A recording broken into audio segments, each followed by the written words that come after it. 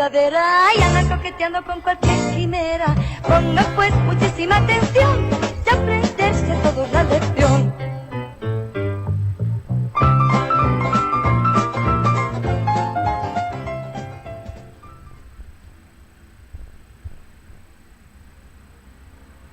Hola, buenos días de nuevo. Vamos a continuar con esta segunda parte del programa en la que estaremos estudiando el tema 5 de Escuela Sabática, que sabéis que se llama Milagros alrededor del lago. Es una escuela sabática con unos milagros y unos temas muy intensos, muy interesantes, de los que seguro que podremos sacar alguna aplicación para nuestra vida. Y ahora, si os parece, vamos a empezar con el resumen de la lección que Julián nos va a poner de Escuela Sabática Light.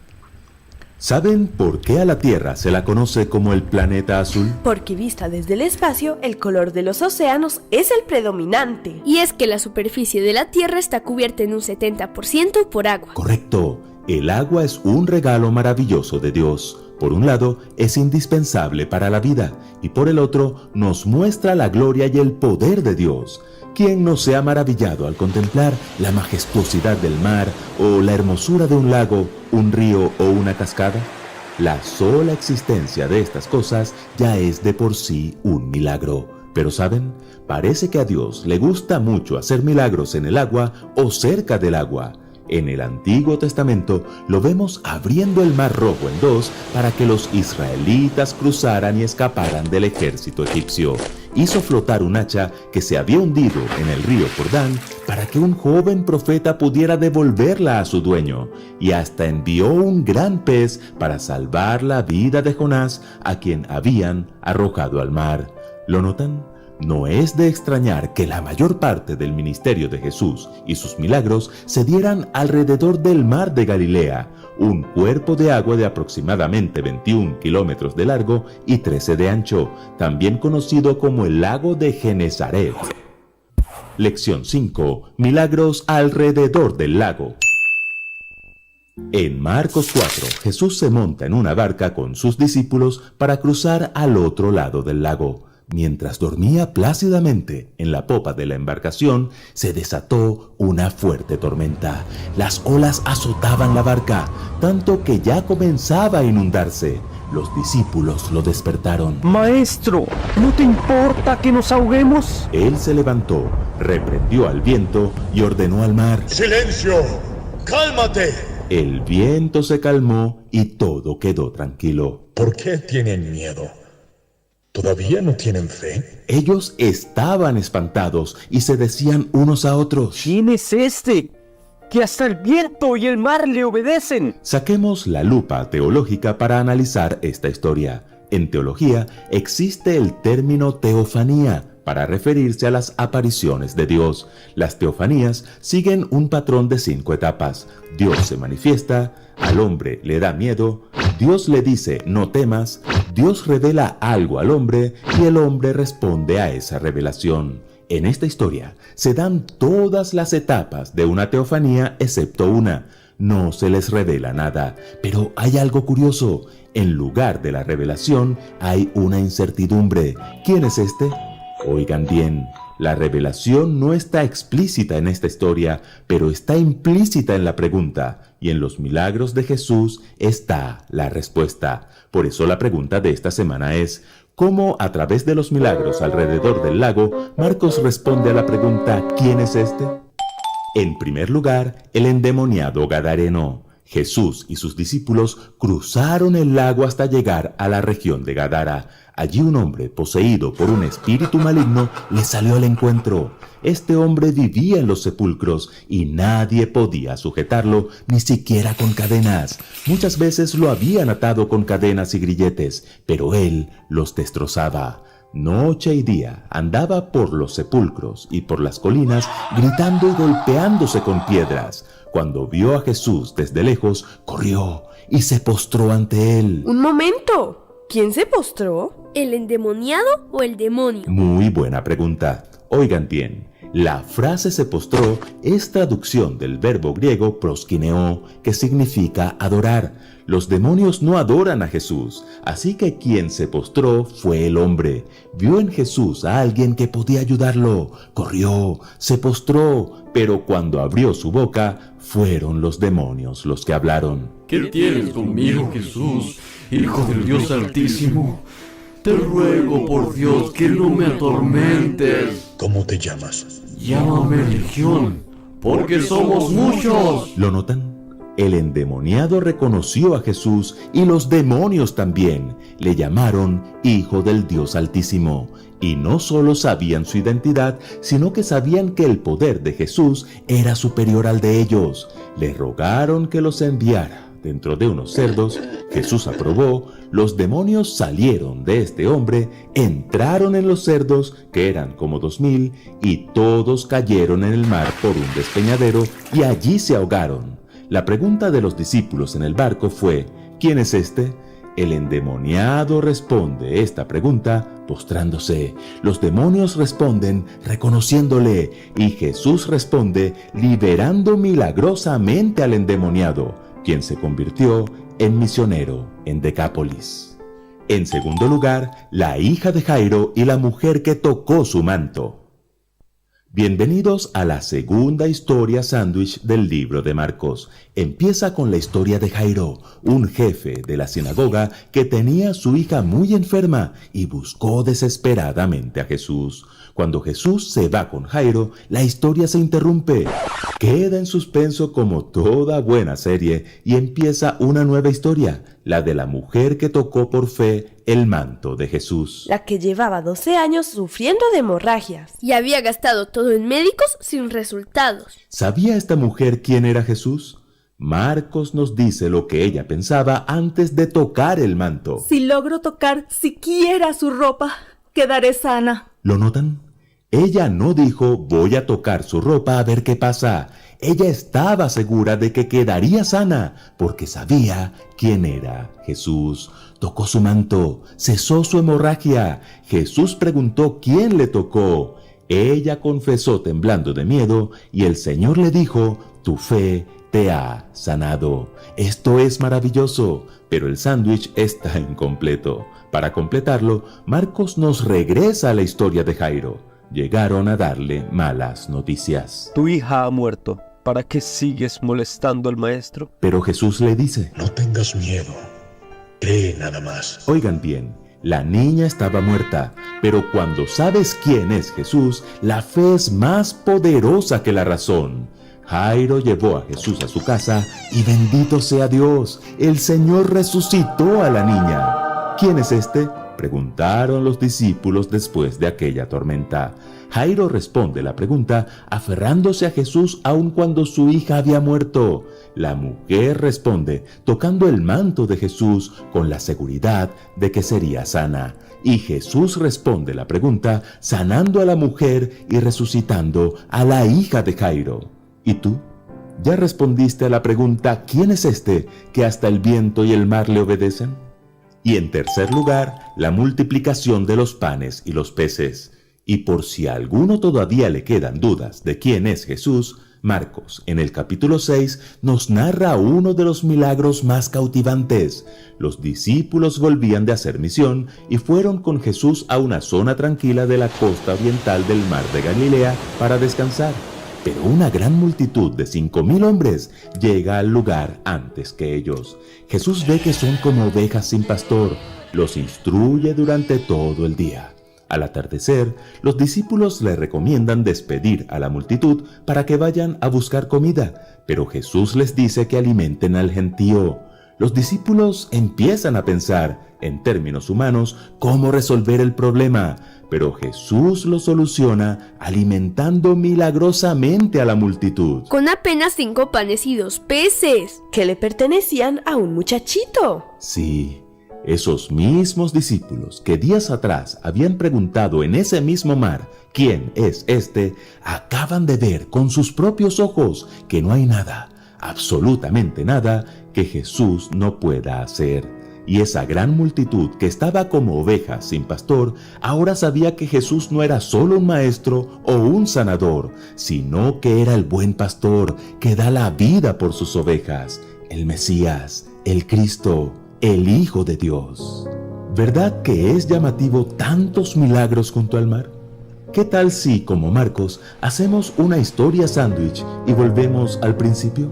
A la Tierra se le llama planeta azul porque, vista desde el espacio, el color de los océanos es el predominante, porque la superficie de la Tierra está cubierta en un 70% por agua. Entonces, si a Dios le gusta hacer milagros cerca al mar, le gusta hacer milagros en toda la Tierra. Estamos en el lugar indicado. No importa en qué país estés, en qué ciudad estés, en qué barrio estés, debes descubrir por tus propios medios quién es este, que hasta el viento y el mar le obedecen.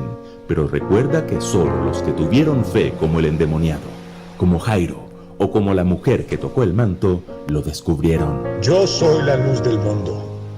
El que me sigue no andará en tinieblas, sino que tendrá la luz de la vida.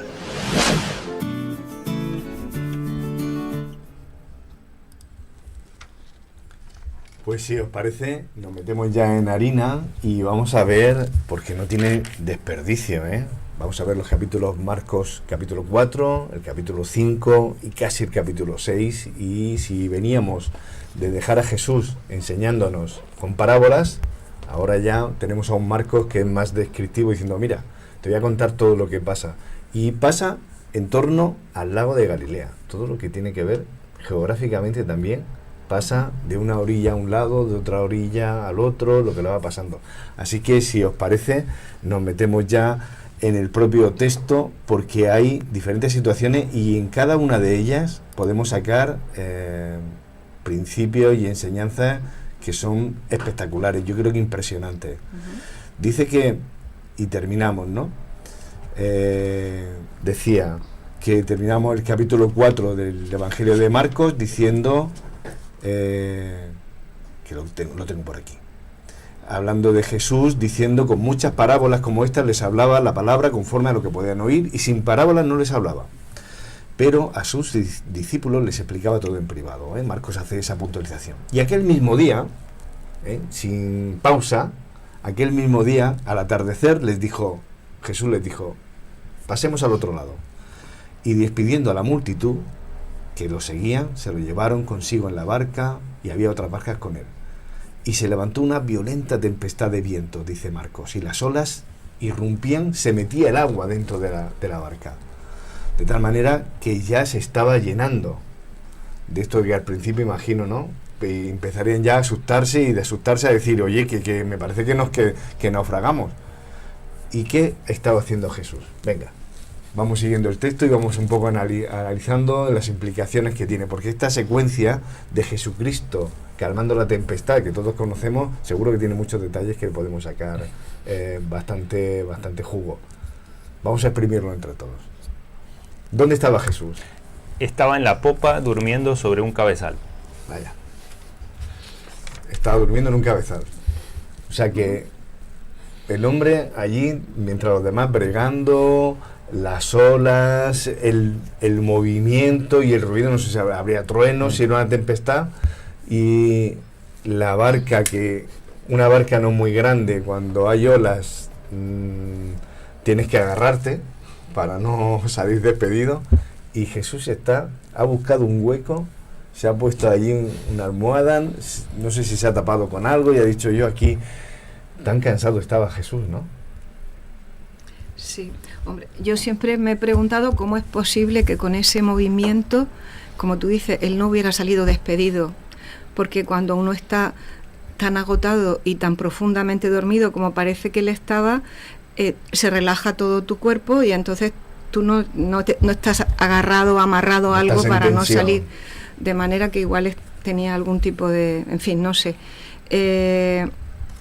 Evidentemente, una de las cosas que creo que nos debe hacer reflexionar es que Jesús fue enteramente humano, es decir, estaba muerto de cansancio, llevaba sin parar, y como cualquiera de nosotros que esté durante horas hablando, trabajando, curando, ayudando, necesita reposar, el cuerpo y la mente, ¿verdad? Entonces eso nos demuestra cuán humano él era, con esa necesidad de descanso, ¿verdad?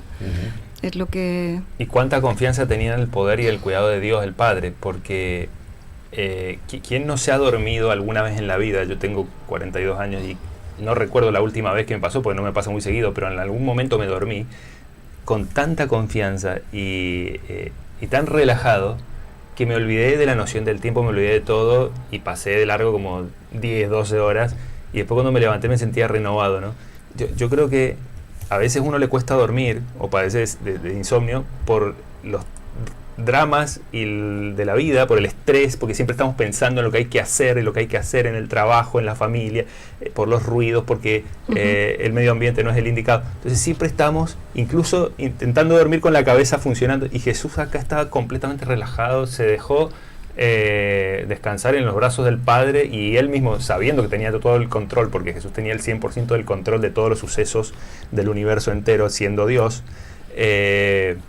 como que nos deja esa lección. Y es interesante porque los discípulos le dicen, maestro, no tienes cuidado que perecemos. Es como un reproche que le están haciendo a Jesús. O sea, se están quejando, se están diciendo, vos estás durmiendo y no ves lo que está pasando, nos vas a dejar perecer. Hay quien mal piensa que Jesús estaba con el rabillo del ojo un poco diciendo, bueno, ¿hasta dónde llego? ¿No? Como ese padre que deja a los hijos meterse en problemas y hasta el límite, ¿hasta dónde nos vas a llevar? Pero no está diciendo eso el texto. El texto no está diciendo que Jesús estaba un poco a la expectativa, y Jesús estaba rendido y estaba descansando. No sé, Esther, ¿tú qué opinas? A ver, bueno, me he puesto de fondo uno de mis textos preferidos también, porque en esta sección de la lección hay alguno de mis milagros preferidos, ¿no? Y uno de ellos es cuando Jesús calma el mar, y me chifla ese himno que habla de, precisamente, que está basado, ¿no?, en estos textos. Es uno de mis himnos preferidos, de hecho, y me emociona siempre que lo canto. De hecho, es una imagen que me resulta extraordinaria, ¿no?, el mar en calma después de aquello. Aunque también me gusta, y luego hablaremos de ella, el tema de la mujer con el flujo de sangre, que es sanada también milagrosamente, porque hay una lección maravillosa ahí. Pero yo me acercaría a esto desde la perspectiva que a lo mejor yo me acercaría a la lección de esta semana, y que tiene que ver con el Jesús de los milagros y el objetivo de los milagros, ¿sí? Echo de menos que la lección haya entrado un poco más a fondo, de hecho no ha entrado, en el tema de los milagros y del peligro asociado a los milagros, ¿sí? Porque, bueno, esta semana leía un pequeño artículo de la Universidad de Montemorelos, escrita por un pastor que se llama Iván Marrero, ¿no?, que tiene dos frases fantásticas con las que yo empezaría, y me acerco también a este milagro en concreto, ¿no? ¿Qué dice? Bueno, habla de que la vida de Jesús fue una vida de milagros, y que no hubo ningún día seguro en el que no hubiera muchos milagros, ¿no?, alrededor de Jesús, porque él era, claro, el autor de los milagros, ¿no? Y con seguridad había tantos milagros, solo que la Biblia nos cuenta unos pocos, ¿no? Y dice él, a ver qué os parece. Cada milagro, sin embargo, tenía un propósito. No se trataba solamente de aliviar al sufriente, lo cual era parte del plan, sino de enseñar alguna lección asociada al milagro. Y un poco más abajo dice, sin embargo, el mensaje es muy claro. La fe del creyente debe estar basada en la palabra de Dios y no en milagros. Eso también es verdad. Entonces, claro, ¿cómo me acerco yo, que era una pregunta que me he hecho toda la semana, ¿no?, al tema de los milagros? Porque todos esos milagros tienen una lección para nosotros, ¿no? Pero al mismo tiempo, cuidado. Si estás esperando milagros que no se van a producir y eso hace tambalear tu fe, entonces tienes un problema con esto de los milagros, ¿no? Y yo creo que esto sigue siendo más actual que nunca, cuando se hacen cadenas de oración para que Dios sane a gente que acaba muriéndose, por ejemplo. O cuando vivimos en una realidad o en una situación humana en la que con seguridad hay tantos milagros cotidianos en tu vida, de los que todavía no te habías dado cuenta, que es una pena, están pasando de largo. Esta mañana nos hemos despertado y eso es un milagro, ¿verdad? Y que estemos respirando y estemos hablando es un auténtico milagro. Entonces cierro el círculo con efectivamente a lo mejor un posible acercamiento a esto. El Jesús de los milagros ya sabía que se podía parar la tempestad, iba a dormir con toda la calma del mundo. Además sabía que iba a pararla, así que no hay problema. Su parte humana descansaba plácidamente y su parte divina estaba siempre dispuesta a calmar la tempestad. La pregunta es, ¿habéis visto que acaba de calmar la tempestad? Y os preguntáis quién es este. Y nosotros, los del siglo XXI, seguimos haciendo lo mismo. Todavía no nos hemos enterado de quién calma las tormentas. Sí. Qué pena. En los milagros particulares de cada uno, que tenemos experiencias, como tú decías, de veras, si nos calmáramos, si fuéramos capaces de no estar como en la barca los discípulos, que me falta esto, chica, agua, corre, no sé qué, tal, la vela, lo otro, pendiente del trueno, tal, y fuéramos capaces de ver que Jesús está con nosotros, pues seguramente no estaríamos como estaban los discípulos. Ahí vamos a ir avanzando, y si queréis incluso podemos ir volviendo de adelante hacia atrás, porque es que no quiero dejar nada en el tintero. Pero sí hay algo que me parece que vertebra todas las situaciones. Todas las situaciones que vamos a ver, Marcos, hay algo que es común. Y es que aparece el miedo. En todos aparece el miedo. Seguramente veremos algún factor más que es común, pero Marcos, yo creo que no es casual. A todos, donde aparece el milagro, donde aparece Jesús, donde aparece gente con necesidad, está presente el miedo. Aquí, en la situación en el lago, en la tormenta, Jesús dice: ¿por qué sois tan miedosos? En esta versión, Reina Valera 95, que estoy leyendo, le dijo: ¿cómo es que no tenéis fe? ¿Por qué sois tan miedosos? ¿Qué tiene el miedo que no nos hace, nos aparta la mirada? ¿Recordáis a Pedro cuando estaba caminando? No ve a Jesús y siente miedo. Quiero decir, ¿qué nos pasa a nosotros cuando tenemos miedo? Pero vamos a avanzar, porque si en esta noche la situación es inolvidable y los discípulos no pueden olvidarse el resto de su vida de esta escena, lo que aparece a continuación es algo, también inolvidable, porque cuando llegan a la orilla opuesta de donde ellos normalmente estaban, lo que pasa a la región de los Gadarenos, que eran ciudades que había muchos judíos, pero eran paganas, había mucha mezcla, era la zona de Decápolis, porque había 10 ciudades que más o menos marcaban el entorno. Lo que aparece en esa ciudad, el encuentro con este Gadareno, es impresionante. Vamos a solo leer los primeros versículos. Y llegaron al otro lado del mar, y empieza Marcos capítulo 5, a la región de los Gadarenos. Y en cuanto desembarcó, le salió al encuentro enseguida, de entre los sepulcros, un hombre poseído por un espíritu inmundo. Y a partir de aquí os toca a vosotros seguir la escena. Fernando, ¿qué es lo que le pasa aquí? Más vale que Jesús haya descansado, porque lo que viene a continuación... Acá vemos una batalla muy gráfica del conflicto entre el bien y el mal. O sea, Jesús, conociendo el cielo, siendo Dios, sabiendo la historia de los ángeles caídos, sabiendo que ellos iban a estorbar, iban a intentar entorpecer su ministerio, él viene directamente, yo creo que él sabía, por supuesto, exactamente a lo que iba ahí, a liberar a este hombre. O sea, ahí vemos la misericordia de Jesús. Y de repente, dicen los comentaristas que cuando este hombre intenta hablar, hablan los demonios por él, y que cuando él dice legión me llamo, estaba hablando de unos entre 5.000 y 6.000 demonios aproximadamente, ¿no? Porque una legión romana se componía de 5.000 y 6.000 soldados. O sea, no era uno solo, eran muchos demonios encerrados en ese cuerpo. Y lo que la sociedad ya había dado por perdido, o había descartado, o simplemente le parecía algo, no sé, aberrante, no se querían ni acercar a este hombre, Jesús, sin embargo, vio una oportunidad para este ser humano y fue y lo liberó. Y bueno, un montón de lecciones se pueden extraer de acá, pero es impresionante la predisposición que tiene esta persona liberada a servir al maestro. O sea, llegó tan bajo, tocó fondo, estuvo prácticamente muerto en vida, como si fuera un zombie, y de repente Jesús lo limpia, lo sana, lo cura, y entonces está dispuesto a hacer cualquier cosa por el maestro. Y entonces se ofrece y le dice: yo quiero seguirte. Y Jesús le da una misión que resulta ser mucho más eficiente para predicar el evangelio, que para eso venía Jesús, en esa región de Decápolis. Qué interesante, porque aquí la escena que estamos viviendo, fijaos que en otras se puede dar la interpretación, no sabemos si es una enfermedad mental, si es algún tipo de trastorno de índole. Aquí es una posesión demoníaca. Es decir, el texto Marcos no está dando lugar a muchas especulaciones. Dice que este hombre estaba poseído por demonios directamente. Y es muy curioso porque este hombre va corriendo hacia Jesús. No sabemos qué parte de autonomía, cuando uno está en esa situación, por favor, que nadie, ninguna vez tengamos que enfrentarnos a un demonio directamente, pero va corriendo hacia él. Dice que es un hombre que daba gritos y se cortaba con piedras, es decir, se autolesionaba, ¿no? Al ver de lejos a Jesús, corrió y se postró delante de él. Ya digo que no sabemos qué parte, si eran los demonios los que le obligaron a postrarse, o es esa poca autonomía que le quedaba a lo mejor al hombre la que le hizo. Que los demonios le obligaran a postrarse, ¿verdad? Porque los demonios no adoran.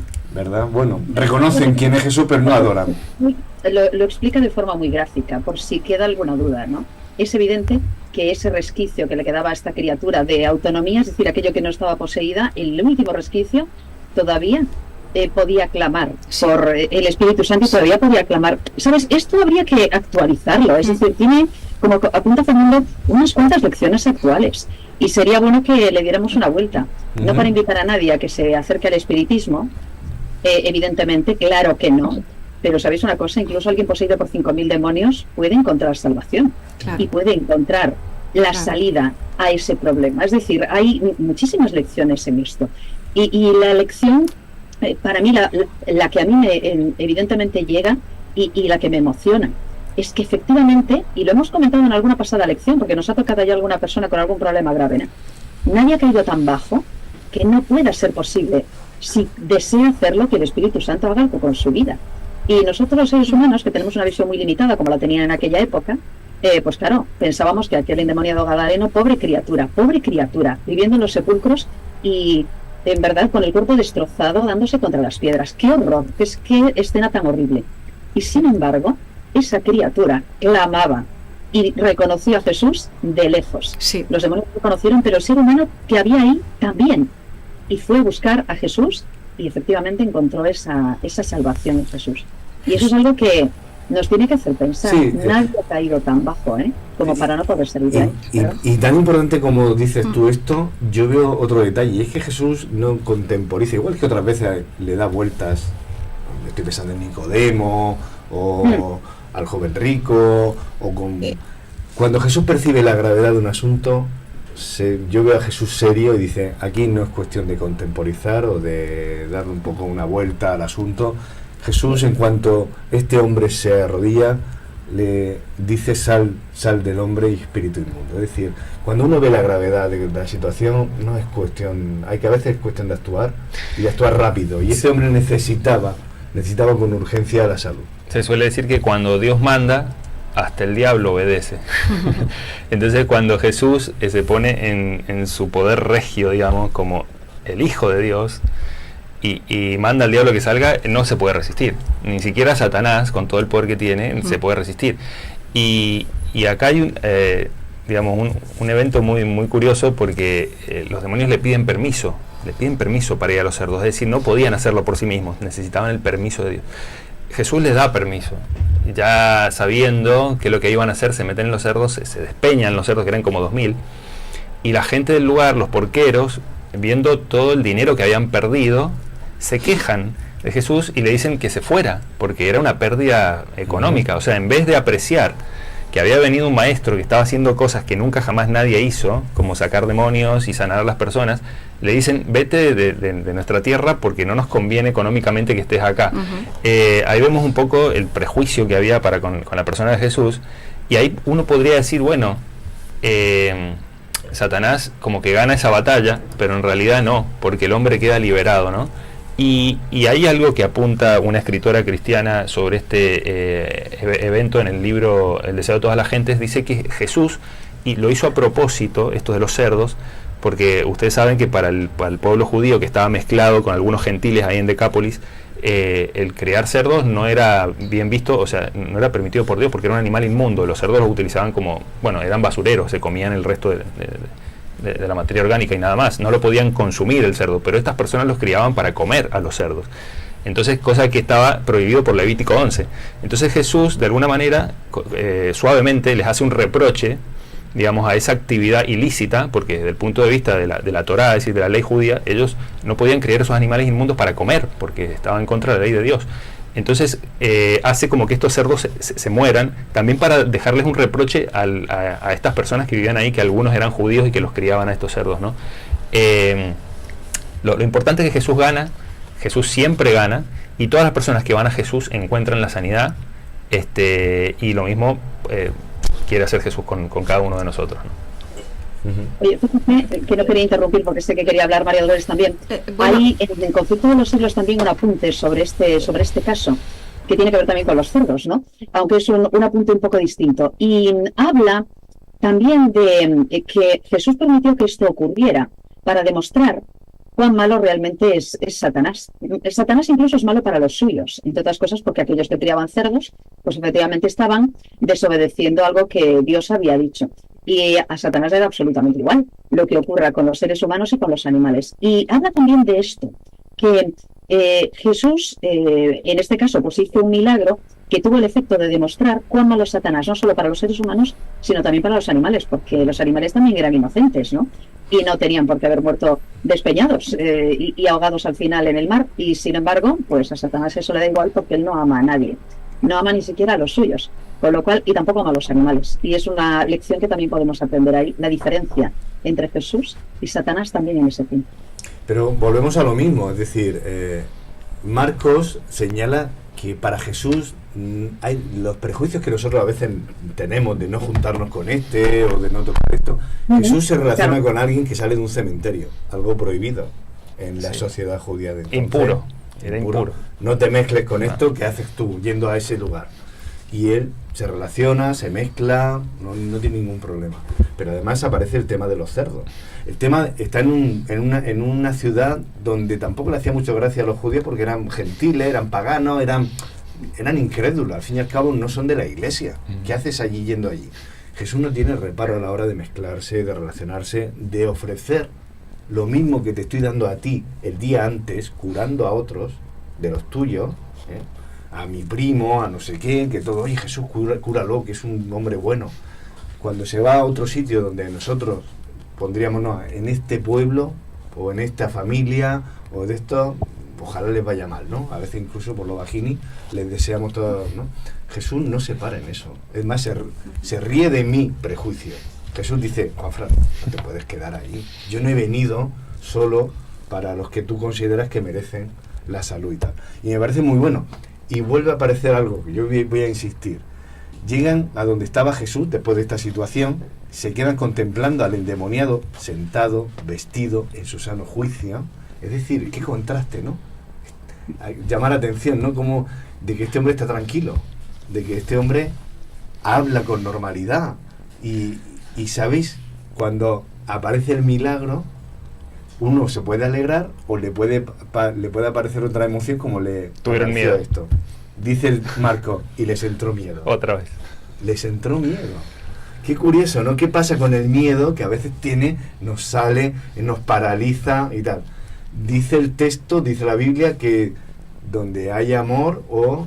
echa fuera el temor, no hay miedo. Donde está Dios, no hay miedo. Jesús no tenía miedo, qué bueno, ¿no? De hecho, también Apocalipsis dice que los cobardes no entrarán en el reino. Son los primeros que van al lago, ¿eh? Muchas veces ponemos a la gente con, no sé, tema de la sexualidad o cierta, que nosotros lo calificamos de, bueno, no sé, el alcohólico, el no sé qué, tal...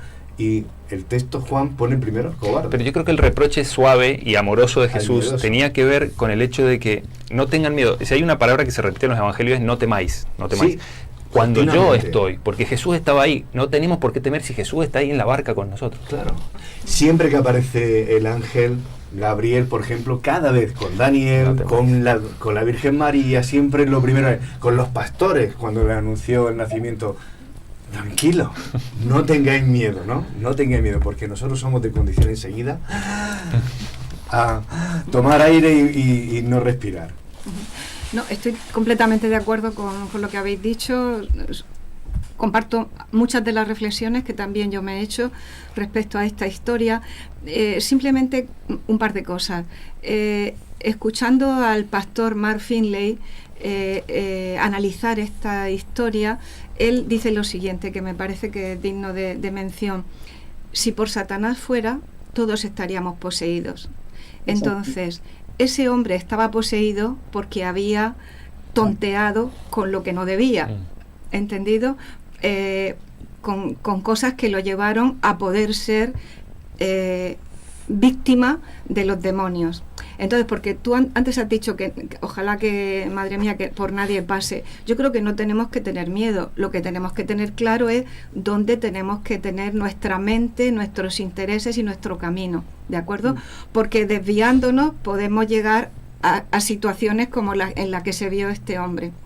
Y también una cosa que me gusta de la conclusión de esta historia es que él se convirtió en un testigo, ¿verdad? En un misionero. Y yo digo, vaya, no hace falta tener un doctorado en teología, ni haber hecho conferencias, ni haber hablado en la radio, porque el propio testimonio personal es suficiente para llegar a muchos corazones.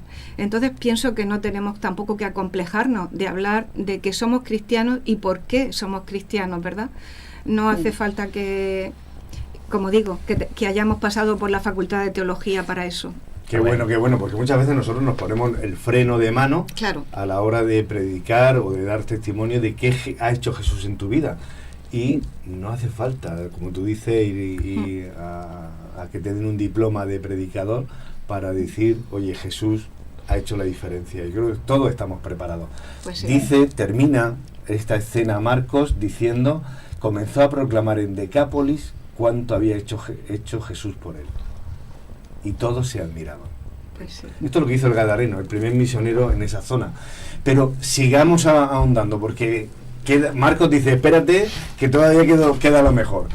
Jesús pasó de nuevo en la barca a la otra orilla. O sea que menos mal Jesús que descansaste en la noche, porque estás haciendo horas extras. Y se aglomeró junto a él una gran multitud, versículo 21 de este capítulo de Marcos. Y él estaba junto al mar, y entonces en esto llega uno de los dirigentes de la sinagoga, llamado Jairo, y al verle cayó ante sus pies y le suplicó con insistencia, mi hijita está a punto de morir, ven a poner las manos sobre ella para que se cure y viva. Y se fue con él, Jesús se fue con él. Le seguía una gran multitud apretujándolo. Y sabéis, una mujer que padecía de continuas hemorragias desde hacía 12 años de hemorragia enferma, que había sufrido mucho, que se había dejado todo su patrimonio buscando un remedio, eso ya lo pongo yo. Al oír hablar de Jesús se acercó entre el gentío y tocó su manto, porque ella decía, se había hecho esta imagen, si toco aunque solo sea su manto, seré curada. Y inmediatamente le cesó su hemorragia y sintió en su cuerpo que había quedado curada de su aflicción. Y podemos seguir, pero vamos a poner nosotros el marco, menuda escena, entre Jairo, esta mujer, lo que esta mujer se había imaginado, lo que hace Jesús, porque Jesús para la multitud y pregunta, ¿quién me ha tocado? Y los discípulos le dicen, pero ¿estás viendo que la multitud te apretuja y dices quién me ha tocado? ¿Qué pasa aquí? Porque esto sí que, vamos dándole otra vuelta de tuerca a Jesús. Es interesante cuando uno compara los evangelios sinópticos, esta misma historia que está en los otros evangelios, se agrega que la niña tenía 12 años y que la mujer padecía de flujo de sangre hacía 12 años. Y eso Marcos no lo ignoraba, el hecho del significado simbólico que tiene el número 12 para los israelitas, porque Jesús escoge 12 discípulos, ¿no? Que después vienen a ser los apóstoles, con los cuales fundamenta la iglesia cristiana. Y en el Antiguo Testamento teníamos 12 patriarcas que eran los hijos de Jacob. Entonces el 12, en la mentalidad hebrea, era el número del pacto, era el número del pueblo de Dios, el número completo, porque estaban todas las tribus de Israel. Entonces acá lo que está diciendo básicamente, en este sentido, es que Jesús es el que puede curar y sanar a todo Israel, a la totalidad del pueblo de Dios, y lo expresa en estas dos personas, que era la mujer y la niña, ¿no? Y para los que dicen que Dios es machista o misógino y demás, Jesús se interesó especialmente y particularmente por las mujeres de Israel, ¿no? Entre otras muchas lecciones. Y volvemos otra vez al tema de, ¿recordáis cuando hablábamos del leproso lo mismo, no? Jesús tocó al leproso, algo que en aquella época era completamente impensable. Pero al mismo tiempo, Jesús reivindica a una mujer considerada inmunda también. Claro, el problema de la inmundicia y todo aquello, salvando, claro, las cuestiones de la ley mosaica con respecto a la higiene, que la gente luego se equivocó de planning y entonces empezó a hablar de inmundicia y le llamaba inmundo a todo, y resulta que al final se hacía inmundo a prácticamente cualquier ciudadano, ¿no? Claro, la cuestión de lo inmundo y lo que no es inmundo es un tema muy diferente. O sea, cuidado, una cosa es una cuestión higiénica, en una época en la que efectivamente no había ni lavadoras, ni compresas, ni tampones, ni nada por el estilo, ¿verdad? Ni había forma, ¿no?, de ducharse continuamente, y una cosa muy diferente es de lo que estábamos hablando cuando hablábamos de inmundicia, ¿no? Entonces, cuidado con esto, porque hay lecturas terribles. Y aquí las mujeres hemos salido perdiendo precisamente por estas cuestiones, ¿no? Fisiológicas también. Y a veces se han dicho cosas muy feas. Fijaos, es verdad. Sí. Jesús reivindicaba, ¿verdad? Y además ponía en su lugar y ponía en valor todo esto. Es precioso. En el Ministerio de Curación, dice la hermana White, que uno de los objetivos que tenía Jesús, efectivamente, era de alguna manera reconstituir, ¿no?, la dignidad de esta mujer en público. Entonces no había ningún problema en que tocases a Jesús. Ninguno. Ni ella era inmunda, ni él era inmundo, porque ella lo hubiera tocado, ¿no? Y al mismo tiempo el hecho, efectivamente, de reivindicarla en público, de que ella pudiera reconocer en público también su agradecimiento, lo hizo de una forma muy bonita, ¿no? Y que le pudiera dar tranquilidad, porque por otra parte, y debido a toda esa mentalidad extraña, ella, que había tocado con absoluta fe a Jesús, pensó que había hecho algo malo al tocarlo, ¿de acuerdo? Es decir, había ahí algo que reconducir también, que era la sensación de que yo hubiera dicho, uy, espera, yo busco sanidad, pero me acabo de dar cuenta que le he tocado, lo cual quiere decir que le he convertido en inmundo también a él. ¿Y ahora qué hago? Si lo descubre encima, no, a lo mejor me dice algo, voy a tener un problema. Claro. Y dice la hermana White, tengo la frase subrayada, con dulzura le dijo, Jesús, hija, tu fe te ha salvado y ve en paz. Y dice la hermana White, cuán alentadoras le resultaron esas palabras. El temor, otra vez el miedo, de que hubiera cometido algún agravio, ya no amargaría su gozo. Ella tenía miedo a que Jesús le dijera, ¿cómo me tocas? Y ahora resulta que ya no puedo quedar con esta gente porque acabas de hacerme inmundo. Y Jesús no va, fue aliviado también. Sí, sí. Y Jesús no va a desaprovechar la oportunidad de dejar que esta mujer se vaya pensando que ese miedo, que al fin y al cabo se ha salido con la suya, de, bueno, he tocado a Jesús, me puedo salir así con la vida, así me puedo salir en otras situaciones en la vida. No. Esto no va de ay, si tocar es solo un poco o tal. A mí, fijaos donde yo pongo el valor, o donde el relato que nos pone aquí Marcos nos pone dos vidas. Jairo y la mujer nos las entrelaza en la misma escena. Uno es presentado con nombre, Jairo, es principal de la sinagoga, tiene una vida social. El otro es solo una mujer, no le pone nombre a la mujer.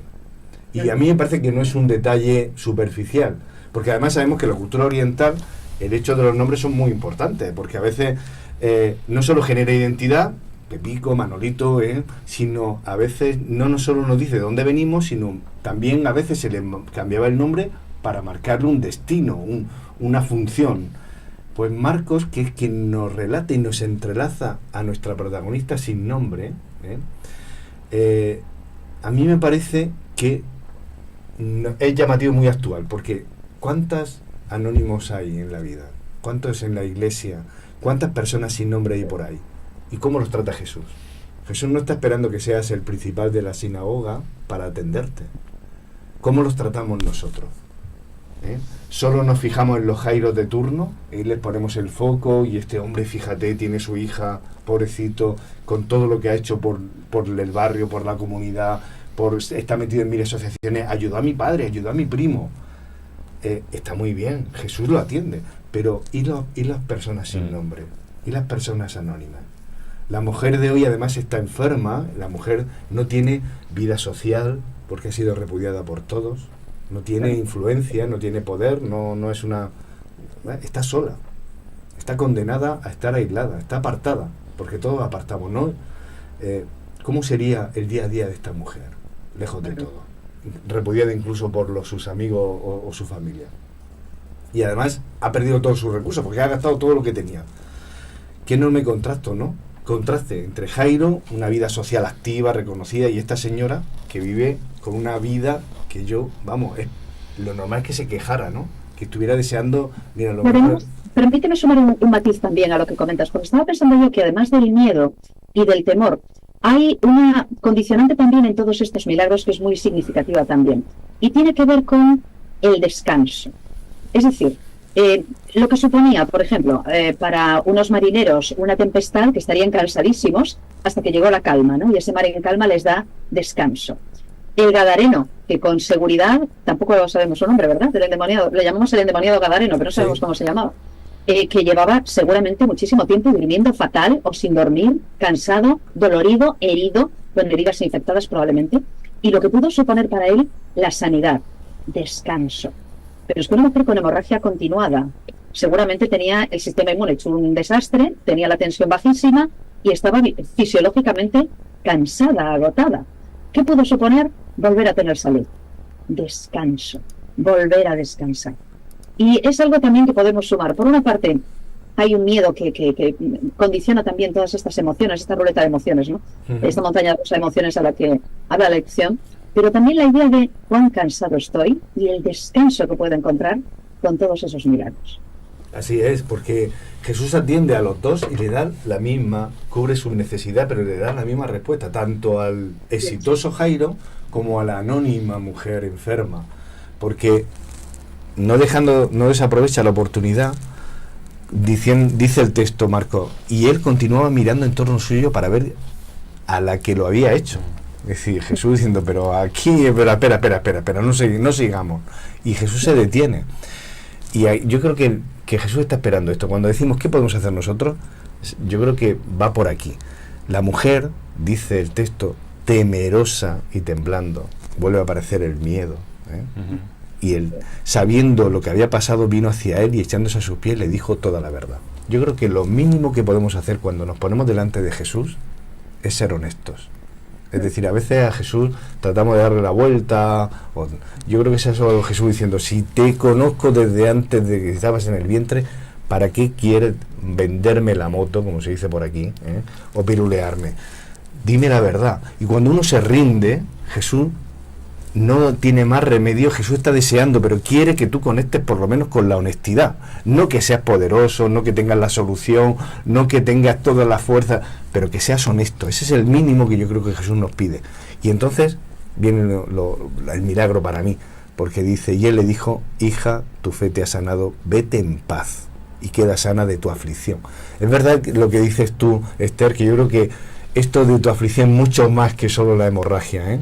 Porque todo el aspecto social, toda la vida en la que se había convertido esta mujer, todo lo que, esa soledad, estar señalada, esa pobreza, ese estigma. Yo creo que Jesús le dice, hasta aquí. Por eso la inteligencia es un comenzar de nuevo. Con que Jesús actúa es impresionante, porque él piensa no solo en el presente, ni en el pasado, sino en el futuro. Sí. Entonces él hace público esta sanación para que todo el entorno, la gente, el pueblo, supiera que esta mujer que antes había despreciado ahora estaba sana. Y de alguna manera la hizo famosa, porque cuando la gente la viera, vos sos la que te curó Jesús, ¿qué se sintió? Pero Jesús elogia la fe y le dice, tu fe te ha salvado. O sea, él la había salvado. El objeto de su fe, que era Jesús, el Salvador, la salvó. Pero tu fe en mí. Él está elogiando su fe. Claro, pero fíjate, no le está diciendo tu fe en mi manto, o que lleves el amuleto de turno, o quédate con, mira, te regalo unos hilos de mi manto para que si vuelves a tener una jaqueca o tal, te la pones aquí. No está hablando de eso, Jesús te dice tu fe. Pero es impresionante porque en los milagros que vemos en los evangelios, casi siempre Jesús decía, conforme a tu fe te sea hecho. Entonces cuando le preguntaba, maestro, ¿me puedes sanar? ¿Y tú tienes fe para que te sane? Entonces Jesús siempre indagaba el tema de la fe. Por eso él decía, con fe pueden hacer cosas imposibles. Entonces esto de creer en Jesús puede solucionar todos los problemas humanos, incluso el problema de la muerte. Vamos rápido porque si no está a punto Julián de decirnos que empieza en la capilla el sermón y tenemos que retransmitirlo. Seguía, dice el texto Marcos, todavía estaba él hablando cuando de casa del dirigente de la sinagoga de Jairo le llegan diciendo ha pasado lo peor. Tu hija ha muerto, ya no tiene sentido, ¿eh? Ya, ¿por qué molestas aún al maestro? Pero Jesús, no haciendo caso de lo que se hablaba, le dice al dirigente de la sinagoga, le dice a Jairo, vuelve a aparecer, no temas, cree solamente. Si hiciéramos esto en nuestras vidas, cuando nos asaltan las dudas, los miedos, no temas, porque es que vamos por la vida cagadicos muchas veces, ¿no? Porque pensamos que vamos solos. Si vas con Jesús, y ya sabemos lo que pasa, ¿no? Va a la casa, escoge de aquella multitud, dice, mira, Pedro, Santiago, Juan, os venís conmigo, y entrando ve todo el alboroto, gente llorando, la escena tenía que ser, es un drama, ¿no? Que enterrar a un hijo es algo tremendo, que enterrar a un padre, a una madre, ya es algo muy doloroso. Pues no quiero imaginar a aquellos que pasan por la circunstancia de tener que despedir a un hijo. Tiene que ser un dolor extremo. ¿Por qué alborotáis y lloráis? La niña no está muerta, sino que duerme. Qué ironía, qué irónico. Pues dice que se reían de él, ¿no? Diciendo... No respira. Pero Jesús lo echa a todos. Toma consigo al padre de la niña y a la madre, y a los que estaban con él, a los que se había llevado con él, y entra donde estaba la niña. Y tomando la mano de la niña le dice, ya sabéis, aquí Marcos, qué bonito, que lo deja en arameo, Talita Kumi, que significa muchacha, levántate. En alguno parece ser que Talita es algo así como corderito, o sea que esa es algo corderita, ¿vale? Es algo tan cariñoso, diciendo, venga, despierta, levántate. Y enseguida se levantó la muchacha, se puso a caminar, pues tenía 12 años, como tú decías, Fernando, y al instante quedaron fuera de sí, llenos de asombro. Qué curioso, llenos de asombro, pero no tienen miedo. No tienen miedo como los que estaban en la región de Gadara al ver el milagro. Y les dio órdenes estrictas de que nadie se enterara, que le dieran de comer a la niña. Fijaos, esta situación, ¿qué podemos extraer de aquí? ¿Qué tantos detalles? Por lo menos un par de ideas. Si Jesús tiene poder sobre la muerte, que es el problema más grave de la humanidad, todo lo demás lo puede hacer. Si Jesús puede levantar un muerto, ya está. Dios puede solucionar todos los problemas del ser humano. Y por otra parte, Él hace los milagros como quiere y cuando quiere. Porque fijaos que hay un detalle muy curioso, ¿no? Los mandó fuera a los demás. Posiblemente porque no era el objeto que ellos fueran espectadores en este caso, ¿no? Que ellos presenciaran el milagro. ¿Por qué razón? Pues no lo sabemos. Pero volvemos un poco al posible objetivo, ¿no? ¿Por qué razón algunos milagros fueron tan privados y otros milagros fueron públicos? Pues porque depende efectivamente de quiénes estuvieran como espectadores y de cuál fuera el posible impacto que pudieran tener. Incluso ante milagros fantásticos hubo gente que no creyó, ¿no? Y hubo gente que no identificó al autor de los milagros. Y sin embargo, en milagros aparentemente pequeños, aparentemente menores, resulta que efectivamente hubo un ejercicio de fe espectacular.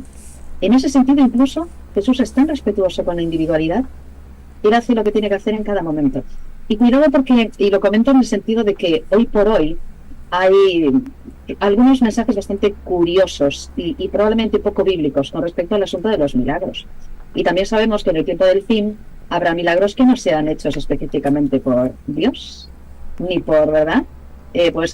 Alguno de sus ángeles que puede intervenir, ¿me entendéis?, en alguno de esos posibles procesos, porque hoy por hoy efectivamente las cosas funcionan de otra manera.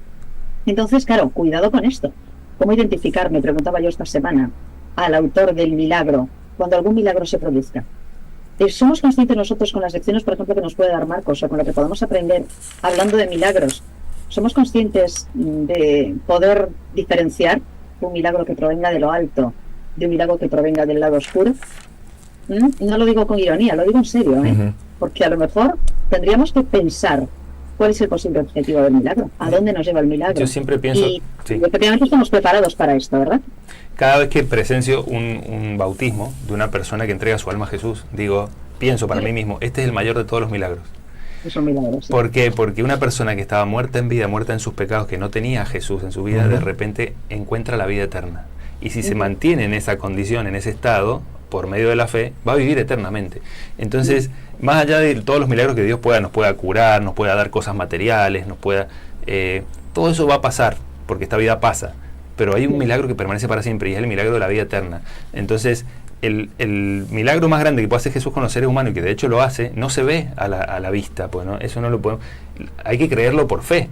La persona que no tiene fe, quizá, o el escéptico, dirá, bueno, se dio un chapuzón, se metió bajo el agua, salió, para él es una cosa importante, se la vamos a respetar desde el punto de vista científico, ¿no?